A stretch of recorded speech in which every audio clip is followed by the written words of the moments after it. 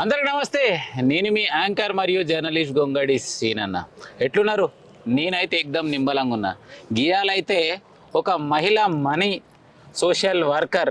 ఎప్పుడు ఎక్కడ ఏ మహిళకు ఆపద వచ్చినా కూడా, ఎక్కడ ఏ సమస్యలు ఉన్నా కూడా ఇల్లు సంసారాన్ని పక్కన పెట్టి చక్కగా పోయి ఆడ తేలుతుంది. మరి ఇంతకు ఆ మహిళ ఎవరు, యాడుంటది, ఇంతకి ఏం చేస్తుంటది? కుల్లం కుల్ల అడుచుకోనిక మా అక్క దగ్గరకు వచ్చిన. అక్క నమస్తే. నమస్తే తమ్మి. ఎట్లున్నావు అక్క? బాగున్నా తమ్మి. గుర్తుపట్టిరు కదా, ఇంద్రక్క. ఇంద్రధనస్ ఎంత గొప్పనో మా ఇంద్రక్క కూడా అంతే గొప్ప. చెప్పాలక్క, మరి చాలా రోజుల తర్వాత కలిసినవు. ఎప్పుడు ముచ్చట అడుచుకుందాం అనుకున్నా కూడా ఈడున్న తమ్మి, ఆడున్న తమ్మి, ఈడున్న తమ్మి, ఎప్పుడు మంది సంసారాల గురించే, మంది పంచాయతీల గురించే. ఇంతకు ఇంద్రక్క ఏడ కొట్టింది, ఏడ వేరింది, అలా అయితే మొత్తం అడుచుకుంటే, ఎందుకంటే తెలియాలి కదా ఈ చోటల గురించి. అక్క నమస్తే. నమస్తే. చెప్పాలి, ఇంతకు ఇంద్రమ్మ అనేట ఆమె ఎవరు, ఇంతకు ఏడ కొట్టింది, ఏడ పెరిగింది? ఇంతకు అమ్మ నాన్న పేరు ఏం పేరు? మా అమ్మ పేరు లక్ష్మమ్మ, మా నాన్న పేరు నరసింహ. నేను వచ్చేసి అబ్దుల్లాపూర్ మెట్టు బల్జాగూడెం, కవాడపల్లి దగ్గర బల్జాగూడెం గ్రామంలో పుట్టిన. బలిజగూడెం గ్రామం. ఎంతమంది అక్క చెల్లెలు అన్నదమ్ములు? మా ఫ్యామిలీ చెప్తే అదురుకుంటావన్నా. అదురుకుంటానా? చెప్పు, ఏమైతుంది మరి? మేము మొత్తం 9 మందిమి. 2 అన్నల తర్వాత నేను, మేము ఆడపిల్లలము 5 మందిమి, మగపిల్లలు 4, మొత్తం 9 మందిమి.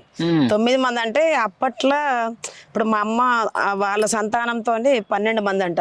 అందులో అందరూ పోగా అమ్మ ఒక్క ఆమెనే ఉండే.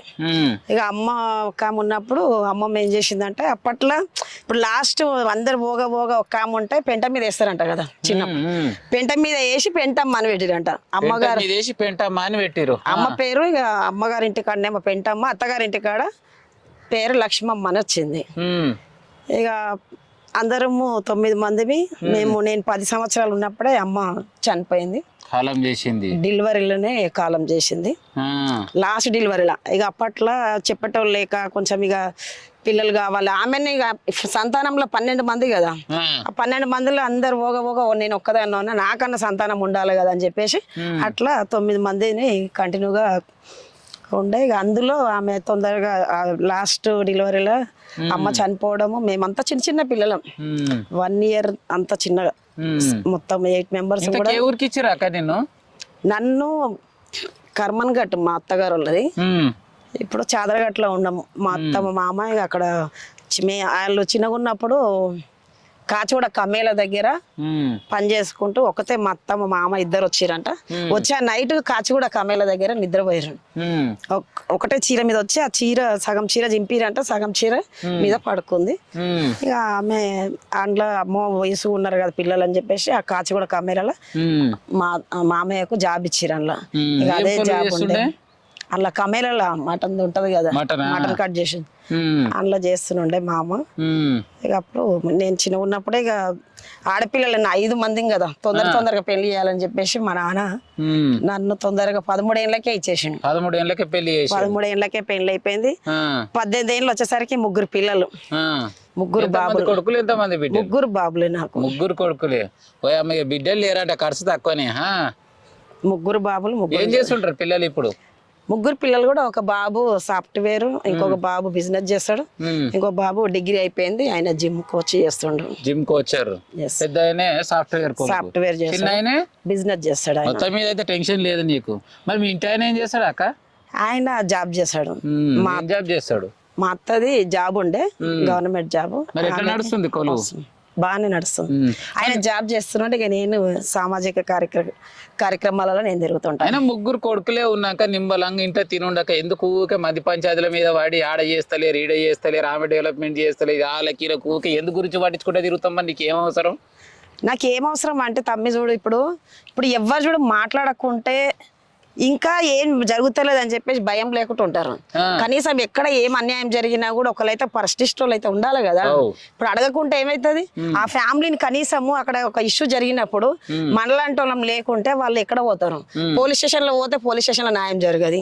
లాయర్ దగ్గరకు పోతే లాయర్ 10 ఏళ్ళు 15 ఏళ్ళు తిప్పించుకుంటాడు. ఒక ఎంఆర్ఓ దగ్గర పోతే ఎంఆర్ఓ ఆయన పని ఆయన చూస్తూనే ఉన్నాం మనం అందరం. అంతా ఏ అధికారుల దగ్గర పోయినా కూడా పనులు అవుతాయి తమ్మి.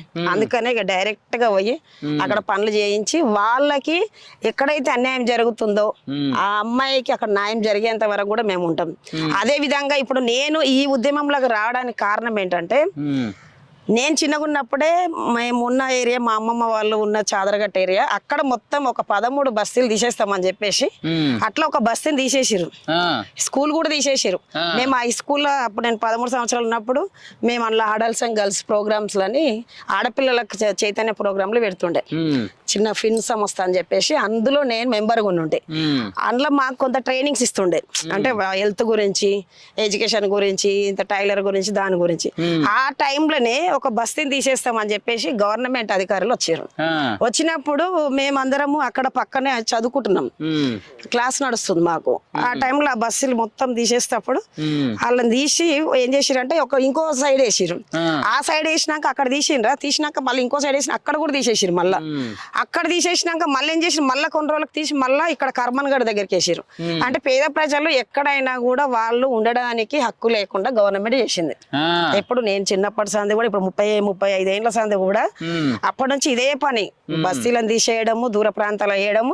ప్రైవేట్ గా ఉన్న వాళ్ళు, బిజినెస్ మ్యాన్లను ఎవరైతే రియల్ ఎస్టేట్ చేస్తారో వాళ్ళని తీసుకొచ్చి మళ్ళీ వీళ్ళు ఉన్న దగ్గర పేద ప్రజలు ఎక్కడ ఉంటే అక్కడ ల్యాండ్ డెవలప్మెంట్ అవుతుంది కదా, అప్పుడు ఏం చేస్తారంటే పేదవాళ్ళని తీసేసేయాలి, మళ్ళీ వీళ్ళని తీసుకొచ్చి పెట్టాలి.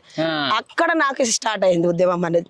ఎందుకంటే ఈ పేద ప్రజలను ఎప్పుడు చూసినా కూడా తీసేస్తుంటారు, వాళ్ళని తీసి వేరే ప్లేస్లు వేస్తారు. అక్కడ మళ్ళీ ఇప్పుడు మనమైనా కూడా ఒక ప్లేస్ నుంచి ఇంకో ప్లేస్ పోతే అక్కడ పోయినాక మనకి ఎన్ని ఇబ్బందులు ఉంటాయి. ఒక పని ఇబ్బంది, పిల్లల ఎడ్యుకేషన్ ఇబ్బంది, మహిళలకు పని ఇబ్బంది. అక్కడ చుట్టుపక్కల ఏదైనా ప్రాబ్లం అయినా కూడా ఒక రూపాయో చారన్నో ఏదో పక్కింటోళ్ళు ఉన్నారని చెప్పేసి పిల్లలనైనా కూడా వాళ్ళ మీద ఆధారపడి వెళ్ళిపోతాం మనం బయటికి. అదే కొత్త ప్లేస్ కి పోతే ఇప్పుడు చూస్తున్న జనరేషన్ లా ఆడపిల్లల మీద ఎంత జరుగుతుందో చూస్తున్నాం కదా. మరి కొత్త ప్లేస్లలో పోతే ఎన్ని ప్రాబ్లమ్స్, మరి దాని మీద నేను మాట్లాడాలి కదా. మరి మాట్లాడకుండా కొంతమంది ఏమంటారంటే ఈ ఇందిరాకి ఏం పని లేదు, పొద్దాక బస్తీల పొంట తిరుగుతుంది, ఆ బస్తీలే అంటది అంటే ఆ బస్తీలలోనే చాలా సమస్యలు ఉన్నాయి. ఎందుకంటే ఈ రోజు రియల్ ఎస్టేట్ చేసేటోళ్ళకేమో ఒక ఇల్లు పోతే చాలు, ఓ ₹1,00,000 వస్తాయని అనుకుంటారు. కానీ వాళ్ళు ఆ ₹1,00,000 వాళ్ళు ఒక ఇల్లు కట్టుకుంటారు, వాళ్ళ జీవనోపాధి ఉంటుంది, వాళ్ళకి పనులు ఉంటాయి, పిల్లలకి ఎడ్యుకేషన్స్ ఉంటాయి, వాళ్ళకి ఏది కావాలన్నా కూడా వాళ్ళకి అందుబాటులో ఉంటది. 3 టైంలు తింటారు వాళ్ళు, కనీసం కట్టుకోవడానికి బట్టలన్నీ ఉంటాయి. ఇప్పుడు అక్కడ నుంచి దూరం వేసేస్తే అక్కడ పోయినాక ఒక ప్లేస్ మార్చినాక అట్లా కొన్ని మార్చిన ప్లేసులు కూడా మేము పోయి స్టడీ చేసినాం. అక్కడ ఒక అంగన్వాడీ సెంటర్ ఉండదు, ఒక స్కూల్ ఉండదు, వాళ్ళకు ఒక పనులు ఉండయి, మహిళలకు ఒక పనులు ఉండయి, ఏ రకాలుగా కూడా వాళ్ళకి ఏముండయి. మళ్ళీ దానికోసం మళ్ళీ మేమే పోరాటం చేసినాం. గతంలో కర్మన్ఘట్ నందనవనం ప్లేస్ లో ఒక 1034 ఇండ్లు తీసేసి వాళ్ళకి ఇస్తే మొత్తం 1000 ఇండ్లు మొత్తం కాలిపోయినాయి కదా 2005 లో.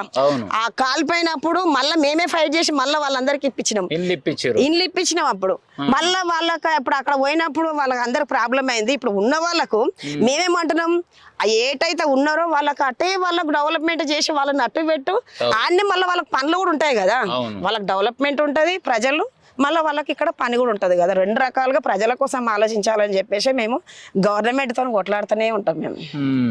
అవునక్క, మరి ఏదేమైనా కూడా ఏడు అన్యాయం జరిగినా పోరాటంలో సిద్ధంగా ఉంటూ ముందుకు పోతూనే ఉంటావు. మరి ఇట్లా చేయాలంటే కూడా ఒక మహిళగా, అంటే నీకేమన్నా బ్యాక్గ్రౌండ్ నుంచి మీ ఇంటి ఆయనే కానీ ఇంకెవరైనా దోస్తులు ఏమైనా సపోర్ట్ చేస్తారా ఎవరైనా? నాకెవ్వరేం చెయ్యరు. కాకపోతే ఏంటంటే మా ఇంట్లో మా ఆయన సపోర్ట్ చేస్తాడు.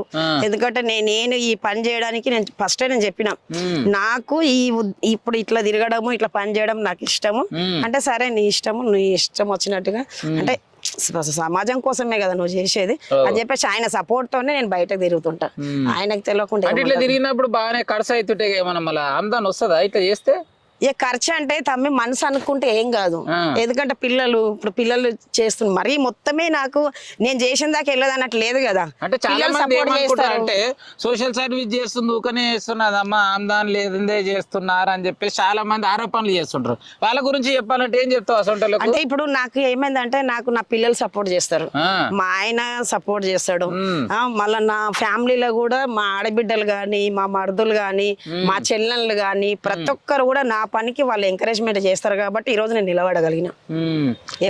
ఇంట్లో సపోర్ట్ ఉందంట, చాలా సపోర్ట్. రూపాయి సంపాదించుకున్న పర్లేదు కానీ నేను చేసే సేవకు అయితే సిద్ధంగా ఉంటాడు, సిద్ధంగా ఉంటాడు. వాళ్ళు ఖర్చు కూడా నేను ఎక్కడికైనా పోతున్నా అంటే కూడా క్యాబ్ బుక్ చేయడం గానీ, దాని ఖర్చులు పెట్టడం గానీ అవన్నీ కూడా వాళ్ళు మా ఇంటి వాళ్ళు సపోర్ట్ చేస్తారు, మా మొత్తం పిల్లలు మీద ఇంత సేవ చేస్తున్నా అంటే మీ ఇంటి ఆయన, మీ పిల్లలు, మీ అక్క చెల్లెళ్ళు, మీ ఆడపిల్లలు అంతా సపోర్ట్ ఉందంట. Full support. రైట్ అక్క. మరి మళ్ళా నా పెళ్ళైన కొత్తలో మా అత్త కూడా సపోర్ట్ చేసింది నాకు. మీ అత్త మంచిదే ఉన్నట్టు. మా అత్త సపోర్ట్ చేసింది, మా నాన్న లేదు చనిపోయింది. మా అత్తని ఈ రోజు గుర్తు చేసుకున్నా అంటే కొంతమందికి ఇప్పుడు పెళ్లి చేసుకున్న వాళ్ళకి కూడా ఏంటంటే బతుకుదేరు కోసం ఇప్పుడు ఆడవాళ్ళు వెళ్తారు. అప్పట్లో మేము మా మ్యారేజ్ అయిన కొత్తలో వెళ్ళొద్దులే ఎందుకు వెళ్తావు బయటికి అని అంటుండే, కానీ ఇప్పుడు ఆ రోజు మా అత్త ఏదైనా కూడా అక్కడ చిన్న చిన్న మీటింగ్లు అయితే వెళ్ళమ్మా వెళ్ళు, నువ్వు వెళ్ళు, ఈ మొగోళ్ళు ఇట్లనే అంటారు, నువ్వు వెళ్ళు అని చెప్పేసి మా అత్త ఎంకరేజ్ తోనే ఈ రోజు నేను 7 దాకా రాగలిగిన. అవునాక. మరి నిన్న మొన్న అంటే ఒక 6 నెలల కింద మీ ఊళ్ళో ఏదో శ్మశాన వాటిక గురించి పలాని పెద్ద కులపొలే మొత్తం కబ్జా చేసుకొని పెట్టిరు అని చెప్పేసి నాకు ఫోన్ చేసినాం. ఇంతకా ముచ్చట 7 దాకా వచ్చింది అక్క, ఏమైంది ఇంతకది? మేము ఏమంటున్నాం అంటే 7 దాకా వచ్చింది. ఇప్పుడు వాళ్ళకు ఆల్రెడీ అటు పక్కన 7 ఎకరాల భూమి ఉంది. ఇప్పుడు ఎవ్వరు చచ్చిపోయినా కూడా ఒకే చోట కదా పెట్టేది. అవును. కానీ కులానికి ఒకటి శ్మశాన వాటిక ఇవ్వాలని ఇట్లా రూల్ ఉంది, ఎక్కడ లేదు. మరి ఇప్పుడు వీళ్ళ కులానికి ఒక్కరికే ఇంత జాగాని కేటాయించుకుండ్రు వాళ్ళే. మళ్ళీ అది ప్రజలకు ఇటు చుట్టుపక్కల ఉన్న వాళ్ళకు పార్క్ ప్లేస్లు ఉండాలి, వాళ్ళకు వాకింగ్ ప్లేస్లు ఉండాలి, ప్రతి ఒక్కటి కూడా. ఇప్పుడు ఎందుకంటే ప్రతి ఏరియాకు ఒక జిమ్ లాంటివి ఉన్నాయి, వాళ్ళు కొంచెం వాకింగ్ చేసుకోవడానికి, ఏదో కొంచెం కూర్చోడానికి. మరి పార్క్ ప్లేస్ తీసుకుపోయి నువ్వు శ్మశాన వాటికి పెడితే మరి ఆ పక్కనే గుడి ఉన్నది. ఈ కాలనీలో ఉన్న వాళ్ళు 3 చనిపోయారు. మళ్ళీ ఆ 3 చనిపోయిన దానికి బాధ్యత ఎవరు? అదే నీ ఇంటి దగ్గర ఇక్కడ చచ్చిపోయిన వాళ్ళని మీ ఇంటి దగ్గర పెడితే ఊకుంటావా నువ్వు? నేను ఎందుకు ఊకుంటా? మరి మా దగ్గర మేమున్న దగ్గర మీరు శవాలను తీసుకొని వస్తే మరి వీళ్ళందరూ ఎట్లా?